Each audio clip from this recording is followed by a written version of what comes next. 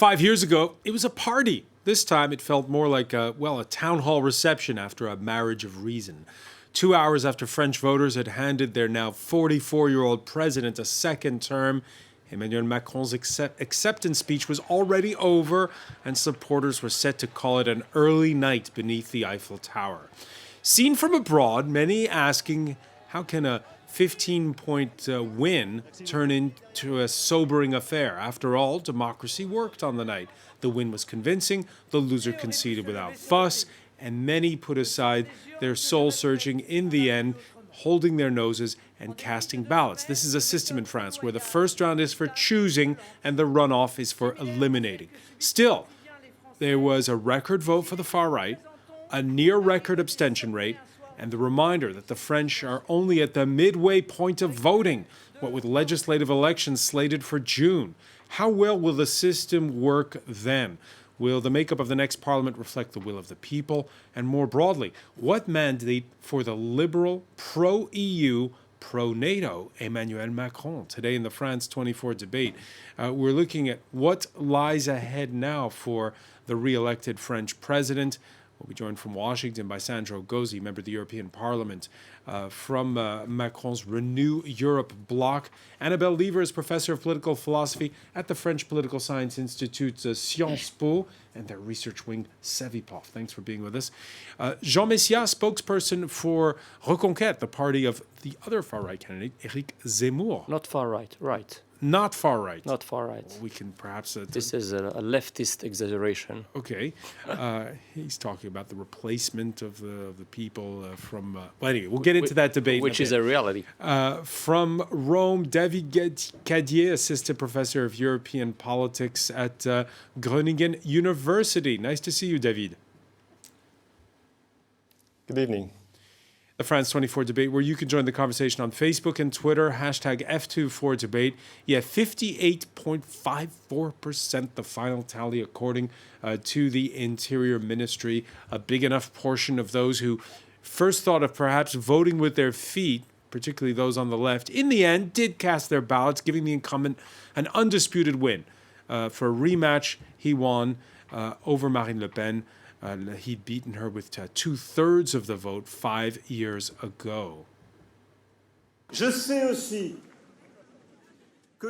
I also know that many people tonight voted for me not to support my ideals, but to block the far right.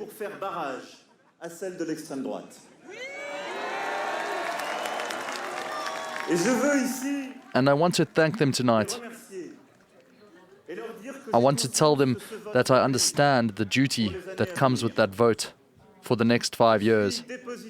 I have been entrusted with their sense of duty, their feelings for the Republic, and for their differences that have been expressed over the last few weeks. Kind of reminiscent, Annabelle Lever, of the speech Boris Johnson gave when he won that resounding win in 2019, thanking those who lent him his vote, especially from the Red Belt in the north of the country there. Did Emmanuel Macron choose the right words there? Well, I don't know, but I sincerely hope that he keeps his promises better than Johnson did, insofar as if he really is concerned about the people who gave him his vote on trust, it would be nice to see him be a bit more faithful than Johnson has with the Red Bloc voters. He is conscious that their vote makes him beholden to them. Yeah. Yes. Well, I think that's right. I mean, people voted for him in order to eliminate Le Pen. Some of them obviously voted for him because he's a competent and effective president. But I take it that a great many people voted for him faute de mieux. And for those, yes, I think he does owe them some gratitude and perhaps maybe a bit more effort to address their concerns. Where you're sitting, David Cadier, is there the sense that from Italy, where you've been speaking to people today, do they see this election as, just a resounding win, or is this kind of soul searching that we've been reading about in the French press this Monday? No, I think our European partners, including Italy, are very much conscious that the elections results reflect a divided country from a political point of view. But at the same time, obviously, maybe what we hear even more is a sigh of relief in many European quarters at the results of this election, maybe with the exception of Budapest and Warsaw. But again, very much, I think everyone is conscious that this result it reflects a divided country, and that we will see how much it affects Emmanuel Macron's ability to implement his policies, whether in France or to push for projects in Europe. When you think back to the mood 5 years ago when Macron gave that speech at the Louvre, he was a political novice, had never run for office before. There was this idea that it was going to be a new kind of politics. This time around, again, it was a very low-key affair here in Paris, David, with it was all over by 11 p.m.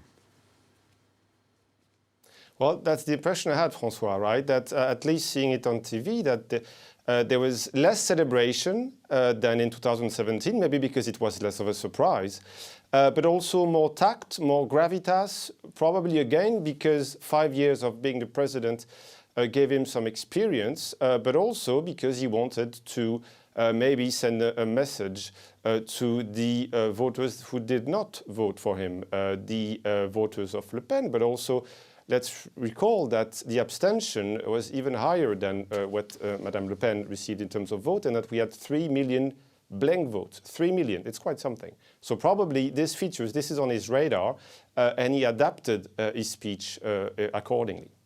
Yeah, Marine Le Pen conceding defeat quickly, like it was, 8:15 when she started speaking, so just a quarter of an hour after the polls had closed. She never congratulated the winner in her speech, instead turning her attention and that of her party leader to working-class voters who still favor, in parts, the hard left to the far right. I will lead this battle alongside Jordan Bardella with all those who had the courage to oppose Emmanuel Macron in the second round. In short, with all those who put their nation first.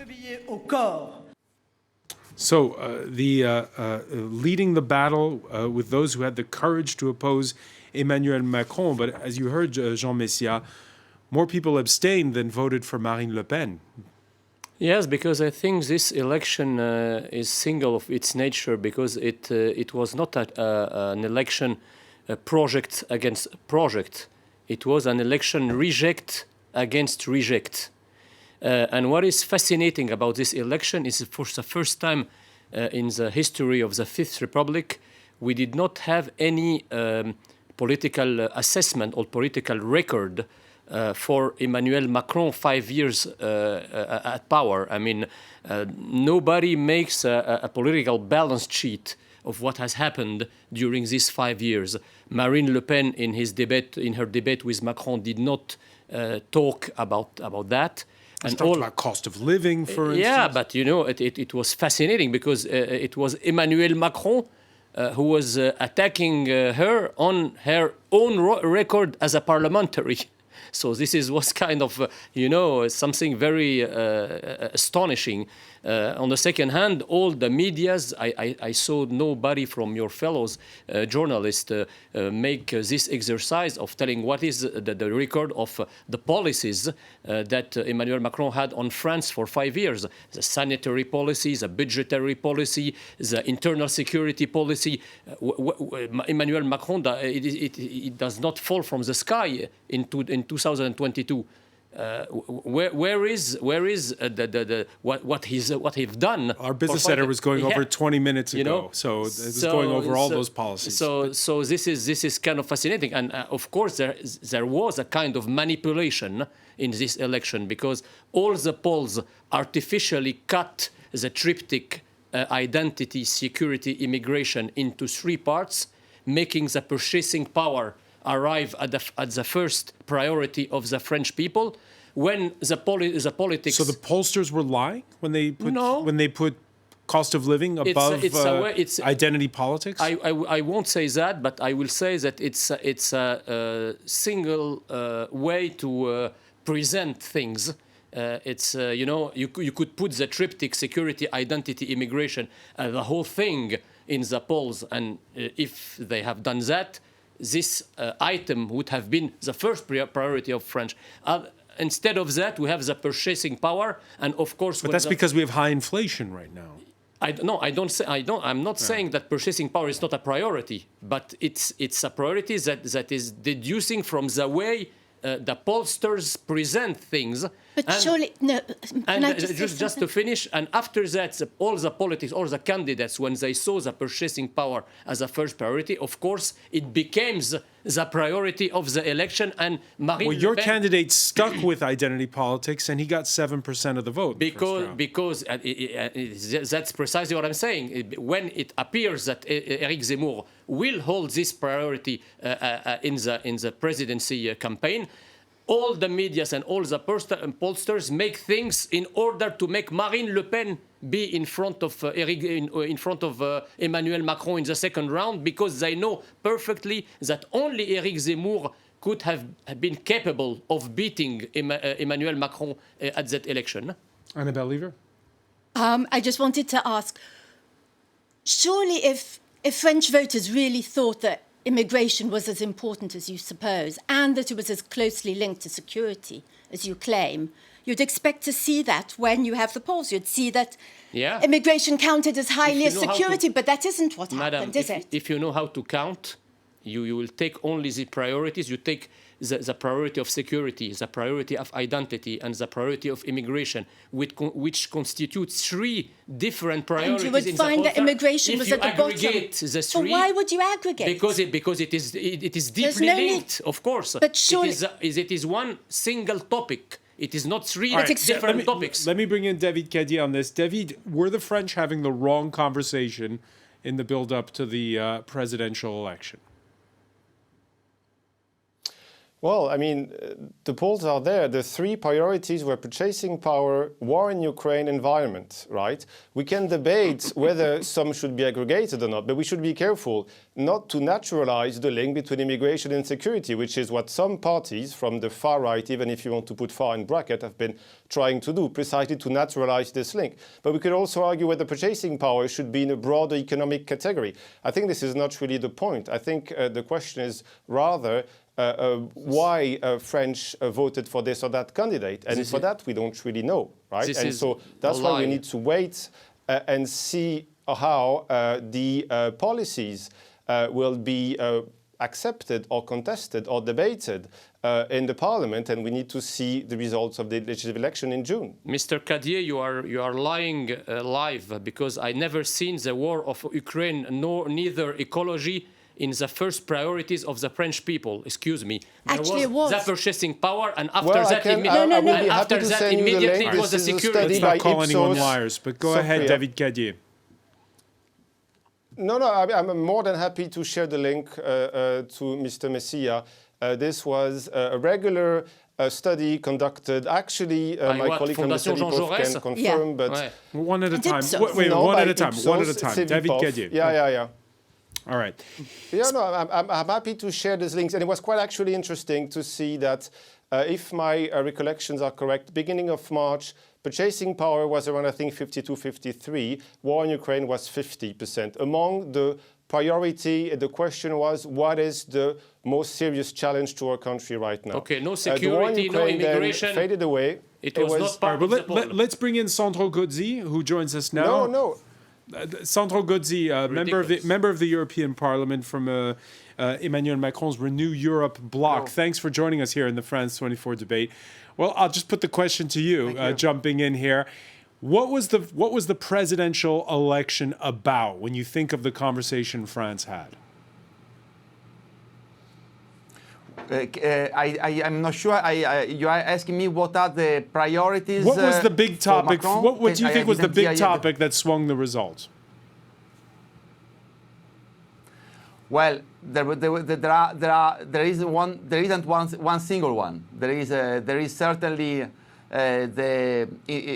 between the first round and the second round, I would say the social inequalities, ecological transition. And the place of France in the world, also looking at Ukraine, are the three main elements that have determined the electoral behavior and the choice that the French made. We heard that it was We heard Jean Messia point out something, and what is true is that what we saw on the cable news channels for months and months preceding the first round of the poll was a lot of talk of identity politics, which kind of went away in the final weeks of the campaign. Why is that? But the identity politics, in my view, wasn't at the center of the last 2 weeks, because I think that we focus on the real issues around which the French voters are really interested, and also because the champion of identity politics badly lost the presidential election. It was Éric Zemmour, who, very explicitly assumed this positioning, and he failed. Even Marine Le Pen, at least in the method, in the form, she didn't play the identity politics card this time. I mean, I'm convinced that she was hiding a real project, but I think that identity politics disappeared a little bit from the screen for this reason, because disappeared the candidate who wanted to make of that a divisive issue in the French society. All right, we talked about the weight of the far right. It's sort of three polls right now. When you look at the first round result, Emmanuel Macron, the centrist, coming in first. The Marine Le Pen coming in second. There was a third man, and speaking after the polls closed on Sunday, the leader of the left, again calling on French citizens to make him their prime minister come June's legislative elections. Jean-Luc Mélenchon pointing to France's highest abstention rate in Sunday's vote, highest since 1969. À présent, Monsieur Macron Mr. Macron is the worst elected president of the Fifth Republic. His presidential monarchy survives by default and under the constraint of a biased choice. He survives amid a sea of abstentions, blank and invalid ballots. Now, we had a lot of reactions on the hashtag F24 debate. Simon saying it was, the 42, close to 42% that Le Pen got in the vote, if you're just counting cast ballots, is one thing. But if you add the 28% no-shows, that's not a mandate. That's squeaking through by the skin of your teeth. What do you answer to that, Sandro Gozzi? That is without any ground, this reasoning, because you cannot add 41% of Marine Le Pen votes to the abstention. They are two totally different electoral behavior, and it is totally false what Jean-Luc Mélenchon said, because Emmanuel Macron is not the worst elected president in the Fifth Republic. Certainly, he didn't win with 66%, as he did in 2017. But if you look from de Gaulle to Macron, the French president have always all been elected between 51% and 55%. So, I mean, from this perspective, what Mélenchon said is simply false. Of course, he didn't got 82% as Jacques Chirac in 2002 against Jean-Marie Le Pen, but that was a total different election in a total different historical context. And if you look also if you take away the abstention vote, if you take away the vote nul, the invalid votes, still Emmanuel Macron got 38% of the real votes. Georges Pompidou got 37%. So, I mean, I think that this attempt to try to delegitimize a democratic election is exactly what France doesn't need.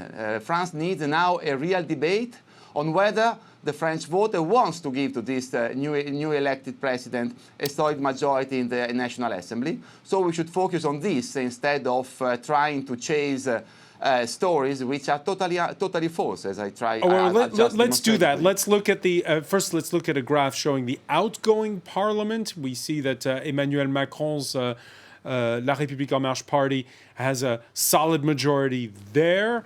And we see as well, and this is interesting because there are two rounds to June's legislative elections, Annabelle Lever, and that's how you wind up, for instance, with Marine Le Pen's party on just 8 seats. Not enough even to have a parliamentary group, 7 seats if you count, because there's been a squabble amongst them. So the question will be, next time around, Jean-Luc Mélenchon's wish of being prime minister with this two-round system right now seems far-fetched. Marine Le Pen's wish to get as many seats as possible, there's a ceiling to that. What happens if, despite the grumblings, the misgivings, the abstentions, the blank ballots, Emmanuel Macron winds up with a parliament that looks like that? Then will France have a problem? Well, I guess there are two things I'd say about that. The first is, as with the presidentials, you can only beat the candidates opposite you. It's like other games in that respect. So insofar as he's beaten them all, he is a legitimate president. I don't see what else you can say about that. On the other, the difficulty, I think, is really just the huge disproportion between Le Pen's electorate and the representation in Parliament. That's an enormous problem. Whether the left can do better than they've done in the presidentials, that's really going to be hard to. I mean, it'll be interesting to see, but I wouldn't hold my breath. How do you fix that, Jean Messia? How do you make Parliament more representative? Well, I do discuss the way that Madame is talking about the legitimacy of Emmanuel Macron. Nobody actually discuss the legitimacy of his election, but to try to understand what's happened, this is the very democratic way we have to be on televisions. So when you add both Marine Le Pen and Éric Zemmour conceded defeat. They're not contesting the result. Exactly. Yeah. And what I'm saying is, if you take a look at the first round of the election, if you add all the left bloc populist, the right bloc populist, and the abstentions, you see that Emmanuel Macron is rejected by a big majority of the French people. And as I said, the second round, there was a forced election for Emmanuel Macron. The question was not which candidate I prefer, it's which I hate the less. That's always the case in the second round of a presidential election. 20 years or 30 years ago, the politics was a politics of choice, positive choice. You and I don't have the same memories on that score, maybe. Yeah, exactly. David Gadier, could Emmanuel Macron have I'm sorry to be a little counterintuitive here, could he have a problem if he wins too high a majority in those June elections? Why? Well, because people will think, the parliament doesn't reflect the will of the people. Well, I mean, at some point, what we have is elections, right? So we have democratic elections, election results. Obviously, some might not be happy with the people, with the person who's been elected. But I think we have to move forward and not just focus on the person, right? We have maybe to talk a bit more about the project. We have to talk about what do we do with some of the major challenges that France and Europe will be facing. And for that, after elections, there are also consultations. There will be votes in the parliament. Hopefully, there will be also discussions with the social partners and others. So there is that dissatisfaction with the political elites in France right now. There's no debating this. There are also some unhappy people with how things go. But the question is, how do we fix that? And disputing a democratic election is not the way to start, right? Let's think about having a more democratic political debate. But I think arguing over, just persons and polls, especially if we disagree on the figures, I don't think it's going to lead us. It's only called democracy. One exit poll that, from our partners from Ipsos, it turns out that 56% of the French favor power sharing for a re-elected Emmanuel Macron, but with an opposition-led parliament. Sandro Gozzi, your thoughts on that, and again, what that says about France right now? Well, I would say, to answer to your first question, that the real problem for Macron wouldn't be to have a big majority. It would be to not have a majority. So I think that we have to work to build up a majority for the presidential project also in the National Assembly. And I think that that is perfectly democratic. I wouldn't see a democratic problem in using the current electoral system and providing a majority to the president. Then another issue is whether the current institutional framework and the electoral framework of France is still adapted to the French society. And this is a point that, on which Emmanuel Macron himself has insisted a lot during the electoral campaign. He has announced that he wants to create this transpartisan committee to discuss about institutional reform, to discuss about the reform of the electoral law, to ensure more pluralism, more political pluralism in the National Assembly.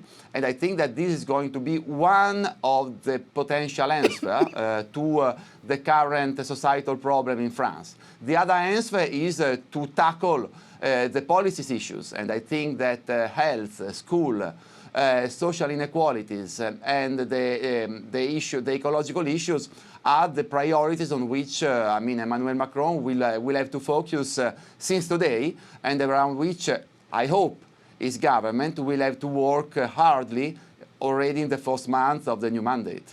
All right, and when we're looking at this election and we saw this victory this time, earlier we were talking about the comparison of the mood now between what it was then.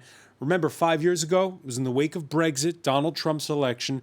This time, we're coming out of a COVID pandemic, and amidst that war in Ukraine, Caroline Lambolet has more on the international reactions to France's election.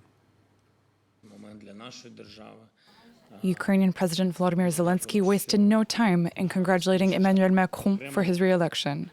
He took to Twitter in both Ukrainian and in French on the evening that results were announced. Congratulations to Emmanuel Macron, a true friend of Ukraine, on his re-election. I wish him further success for the sake of the French people. I appreciate his support, and I'm convinced that we are moving together towards new common victories, towards a strong and united Europe. In Russia, the Kremlin published a laconic statement on Monday morning, hours after the results came in, with President Putin congratulating Macron and wishing him success and good health. Russian state television, meanwhile, put the spotlight on the protest that followed the announcement. U.S. President Joe Biden also extended his congratulations to Macron, saying he looked forward to more cooperation on Ukraine and other international issues, including climate change. European leaders also rushed to congratulate Macron. The EU Commission President Ursula von der Leyen said she was delighted, and German Chancellor Olaf Scholz said that French voters had sent a strong vote of confidence in Europe. In the lead-up to the vote, Macron had painted the choice between himself and far-right candidate Marine Le Pen as a referendum on Europe. As he made his way up the Champ de Mars to deliver his victory speech, Macron chose to play the European anthem. Caroline Lambolet, there with that report. Let me ask you, Annabelle Lever, because we heard Ode to Joy, the European anthem, played both in 2017 and there in those images when Macron arrived to give his speech. Your thoughts when you heard that? I didn't hear because I was in a television studio and I didn't have an earplug. Oh dear! But I gather it was very, very slow this time. It was almost funereal, the pace of the Ode to Joy. So not very joyful, rather like the whole event. But the fact that they're using the European anthem at a French president's victory speech.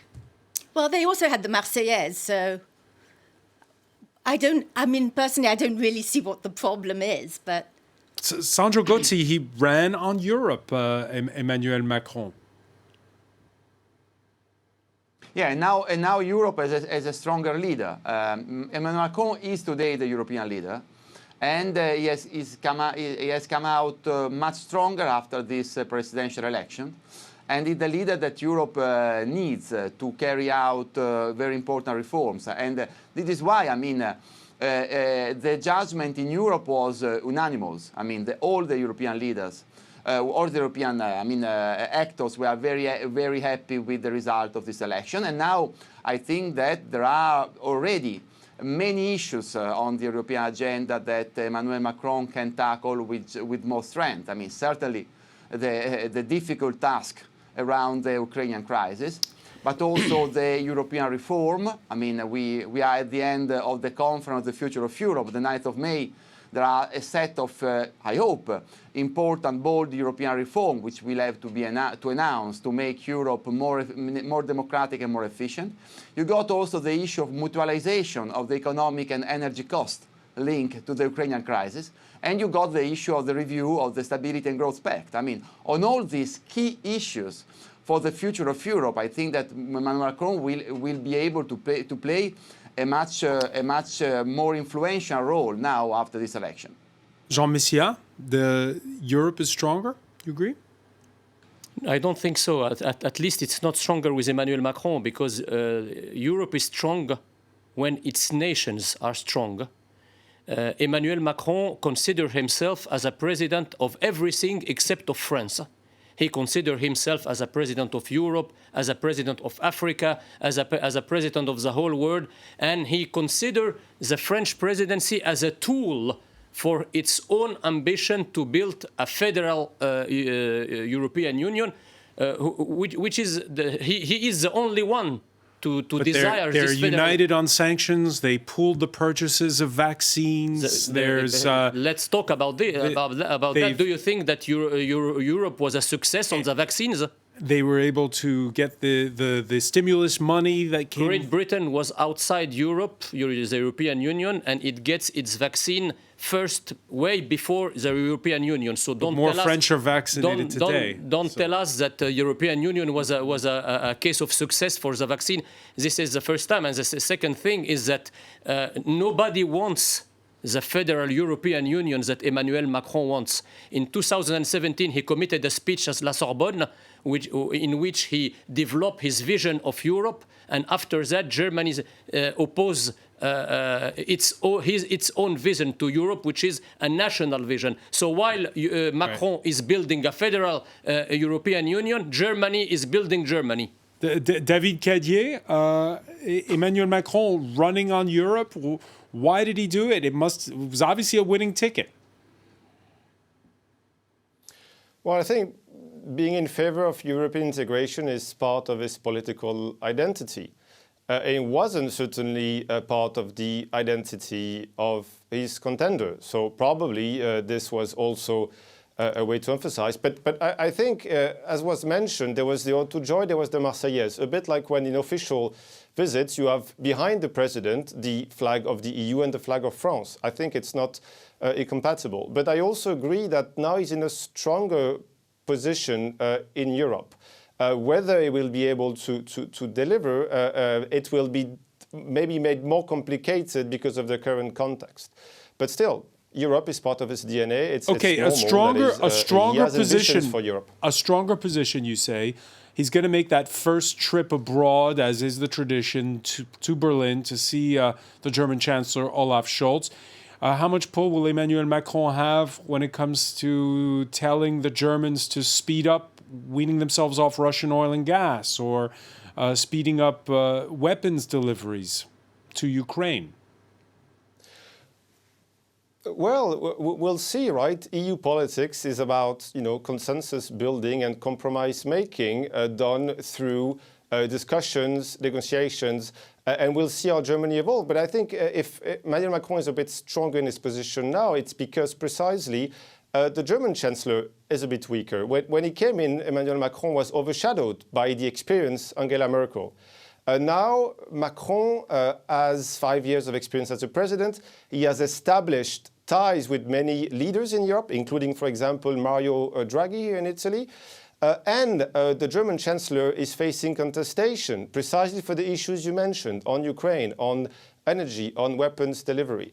This being said, right, being in a stronger position to lead is only half of the way, right? The other half will be to create a collective dynamic at the European level. That is not just to be an idea entrepreneur, as Emmanuel Macron has been in his first mandate, but also, maybe be more of a doer, of a project builder, and working along with other Europeans, a bit as has been done on the vaccine. The vaccine is not just a matter of who is getting vaccinated.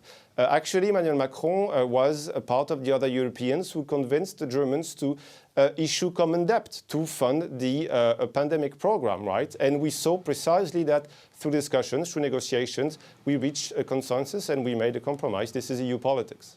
One message of congratulations this Monday that caught everyone's attention was from the Kremlin. Vladimir Putin wishing Emmanuel Macron, quote, success in your state activities as well as good health and well-being. Sandro Gozzi, would you like to get a message from Vladimir Putin wishing you good health? No, but Vladimir Putin has integrated the fact that Emmanuel Macron was very likely to win the election since the very beginning of this electoral campaign. So I mean, it sounds a little bit paradoxical, but the message of Vladimir Putin is not surprising to me. So you take it at face value. Continue to keep it. No, I take like he knew that Emmanuel Macron wouldn't be there, and this is why also during the crisis he had always kept a channel with Emmanuel Macron. This is my personal opinion. Jean Messia, your candidate suffered from not distancing himself from Vladimir Putin. Suffered from the accusation of the media of what you are saying. This is very different. Because actually all the candidates have a way to talk to Vladimir Putin. There was a channel of conversation and of relationship with Vladimir Putin, beginning by Emmanuel Macron himself as a president who received Vladimir Putin in Versailles. He was not so does Eric Zemmour so. support arming Ukraine and support an end to imports of Russian oil? Eric Zemmour, to the contrary of the other candidates, supports the peace. And you cannot be a man of peace if you treat one of the parties like Emmanuel Macron and other candidates are doing in insulting Vladimir Putin, in delivering offensive arms to Ukraine. This is not a way to solve such an international crisis and such a war. To get back to Europe, I think Germany has the means to force other European states to its own agenda because Germany is the richest country of Europe.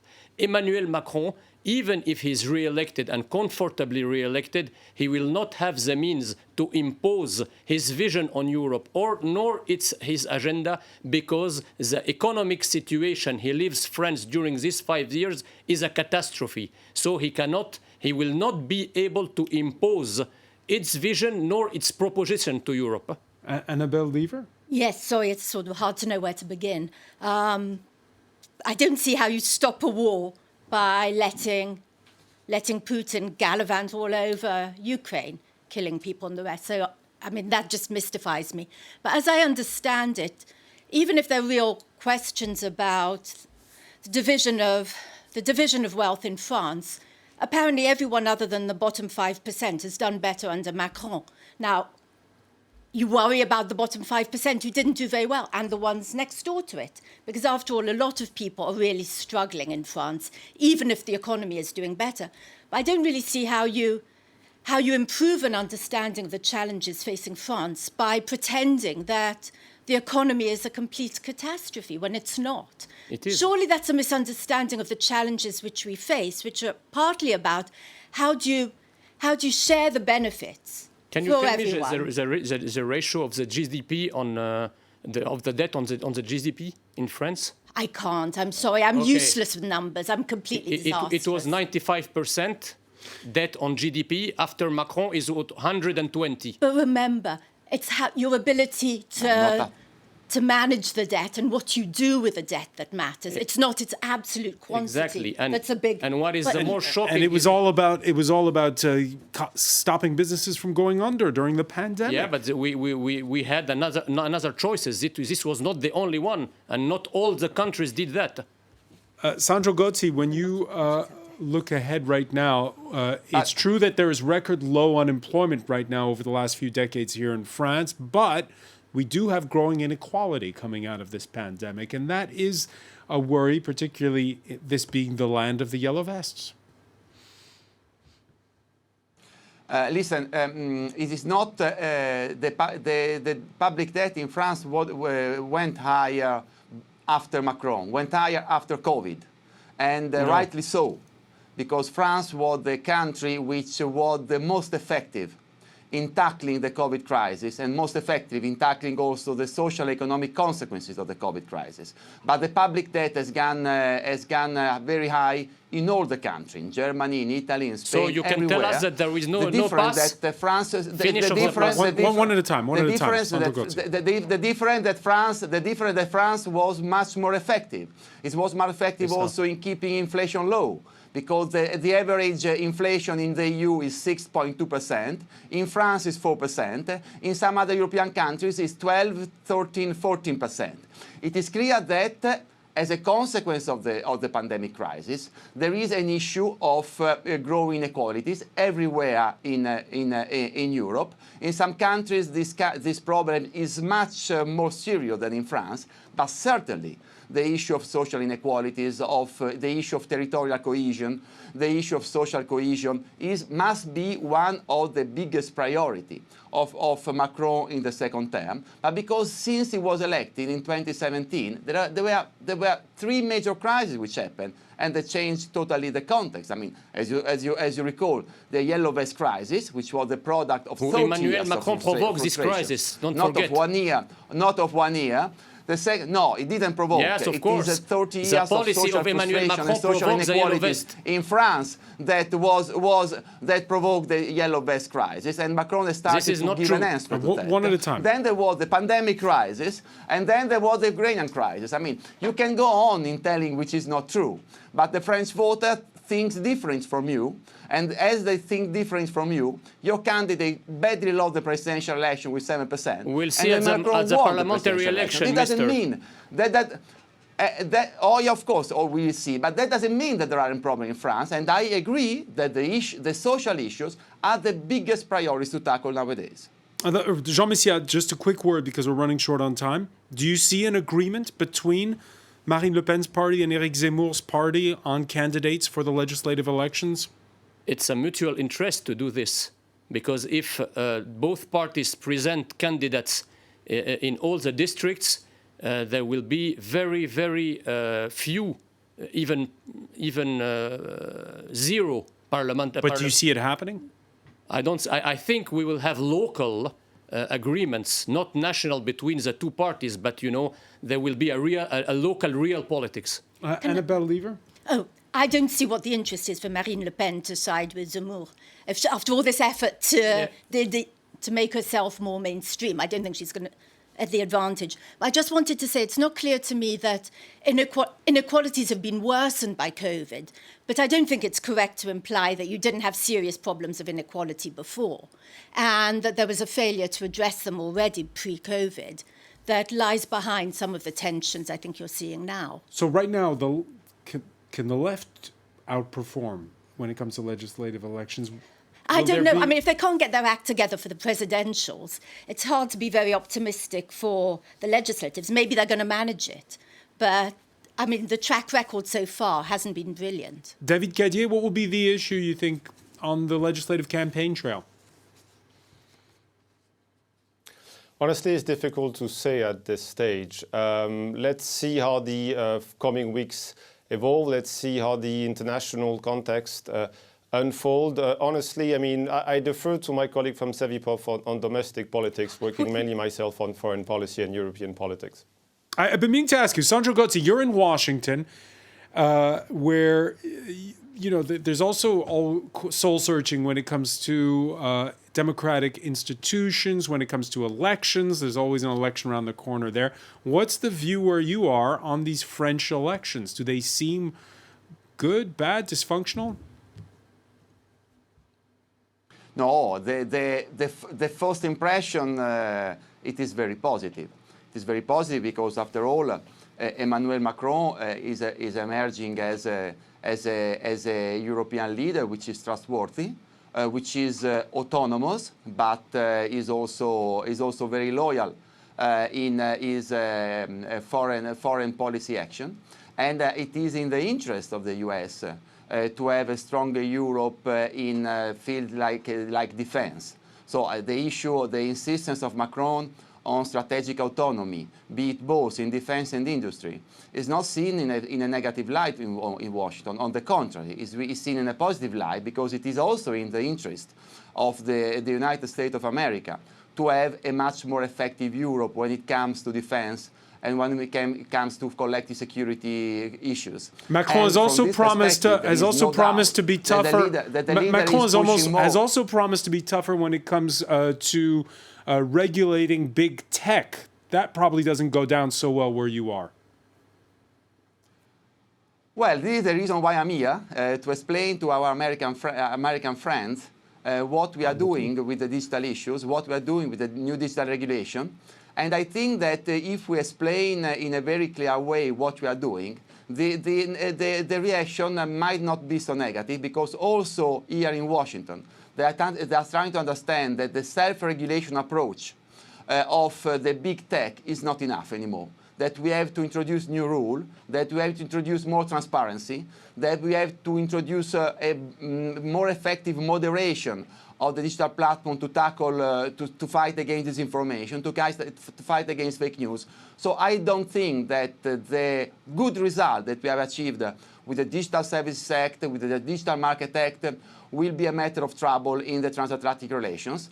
On the contrary, I want to be positive, and I think that it could be also a model that Europe propose to the United States on big tech. All right, France putting its fate in with that of Europe under Emmanuel Macron. Sandro Gozzi, thank you for joining us from Washington. I want to thank Annabelle Lever, Jean Messia. I want to thank as well David Cadier for being with us from Rome. Thank you for joining us here in the France 24 debate.